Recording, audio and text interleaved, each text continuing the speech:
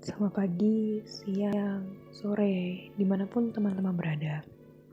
Semoga teman-teman ada dalam keadaan yang sehat sehingga bisa mengikuti pembelajaran via video pada kali ini. Sesuai dengan judulnya, kali ini Nisania akan mengajarkan tentang materi bahasa Indonesia, yaitu mengidentifikasikan alur cerita, pelaku, dan latar dalam suatu novel. Oke, sebelum masuk ke materi yang sebenarnya, kita perlu mereview dulu bahwa unsur pembangun novel itu ada dua, yaitu unsur intrinsik dan unsur ekstrinsik.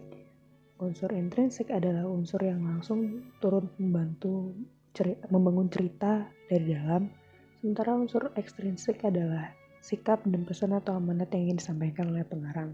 Nah, yang akan kita bahas ini adalah unsur intrinsik, karena unsur intrinsik sendiri terdiri dari alur, latar, dan tokoh. Pertama kita masuk ke pembahasan mengenai alur. Jadi apa itu alur? Alur adalah jalinan peristiwa yang diwujudkan oleh hubungan waktu, sebuah akibat, tokoh, tema, ataupun ketiganya. Nah, intinya alur atau plot itu adalah pola pengembangan cerita yang terbentuk oleh hubungan sebab akibat. Jadi bagaimana cerita itu dapat berprogres atau memiliki suatu jalan karena A lalu menjadi B lalu menjadi C, itu kan pasti ada sebab akibatnya. Apa yang menyebabkan terjadinya B, apa yang menyebabkan terjadinya C, itu namanya alur. Jadi sebuah rangkaian peristiwa dalam suatu cerita atau novel. Nah, secara umum alur itu di prosesnya adalah pengungkapan peristiwa, pengenalan melalui pengungkapan peristiwa, klimaks, anti klimaks, lalu penyelesaian. Nah, karena itu ada beberapa versi alur, yaitu alur maju, alur surat balik, dan alur maju mundur. Kalau alur maju itu dijalankannya secara normal, dari 1 sampai dengan 5. Dari pengenalan peristiwa, pengungkapan peristiwa, klimaks, anti klimaks, dan penyelesaian. Kalau alur surat balik bisa dari paling terakhir lalu kembali ke masalah awal, yaitu dari penyelesaian dulu sampai nanti ke bagian pertama, yaitu pengenalan peristiwa. Sementara kalau alur maju mundur, dia tergantung dengan situasi ceritanya. Ada alur maju mundur yang mulai dari belakang, itu anti klimaks, lalu ke penyelesaian, lalu baru mulai lagi ke pengenalan peristiwa, pengungkapan peristiwa, lalu klimaks. Ada juga yang menceritakan dari klimaks dulu, lalu anti klimaks, baru pengungkapan peristiwa, pengenalan peristiwa, lalu menjadi penyelesaian. Itu tergantung dengan situasi ceritanya. Cuman itu merupakan salah satu dari variasi alur yang dapat dipakai dalam suatu cerita ataupun suatu novel. Yang kedua adalah pelaku atau tokoh. Tokoh adalah individu atau rekan yang mengalami peristiwa atau perilaku di dalam berbagai peristiwa dalam cerita. Jadi ketika kita tahu di suatu alur tadi ada suatu kejadian, jadi si tokoh ini yang mengalami kejadian tersebut.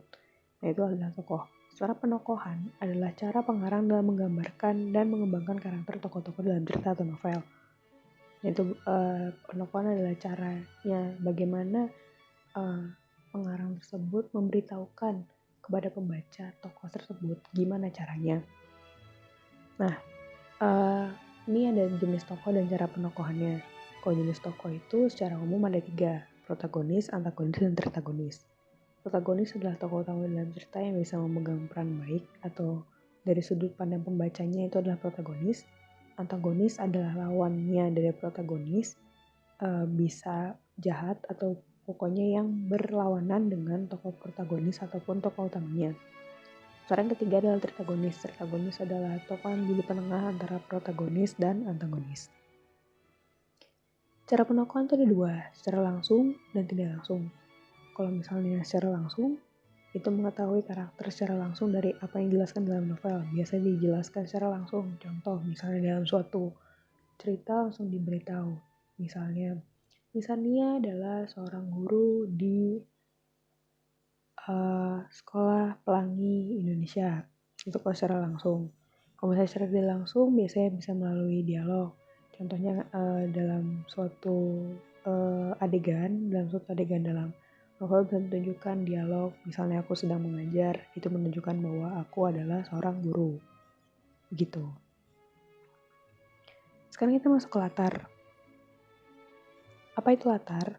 Latar adalah unsur dalam suatu cerita yang menunjukkan di mana, bagaimana, dan kapan peristiwa-peristiwa atau kisah itu berlangsung. Latar itu dibagi menjadi 3, yaitu tempat, waktu, dan sosial. Nah, latar tempat adalah pokoknya semuanya berkaitan dengan tempat atau lokasi kejadian. Ntar kalau latar waktu, dia berkaitan dengan masalah-masalah waktu, pagi, siang, malam, tahun lalu, tahun ini, kemarin, seperti itu. Sedangkan latar sosial adalah hubungan dengan kehidupan bermasyarakat. Apakah dia orang berada, ataupun dia bangsawan, ataupun dia pekerja sosial, seperti itu. Kita langsung ke contohnya aja ya.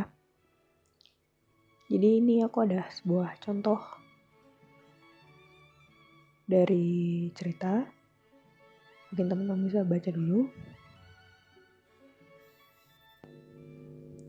Ya, dari sini kita bisa cari ya latar, tokoh, dan alurnya. Jawabannya, untuk alur itu kita memasuki tahap penampilan masalah. Itu dapat dilihat bahwa si aku memasuki ruang yang sudah ditinggalkan penghuninya, berarti kan mulai ada masalahnya. Kalau untuk latar, siang hari dan di sebuah rumah kosong. Secara pelakunya adalah pelaku utamanya si aku yang menjalankan adegan tersebut yang tadi aku lampirkan. Lalu pelaku sampingannya adalah Rusmaniar yang tadi disebut namanya oleh si aku. Oke, sekian untuk materi pada hari ini. Terima kasih teman-teman sudah nonton sampai sini. Jangan lupa like dan subscribe. Dan jika kalau ada pertanyaan, bisa diajukan di kolom komentar di bawah ataupun di forum Google Classroom. Sekian terima kasih dan selamat belajar.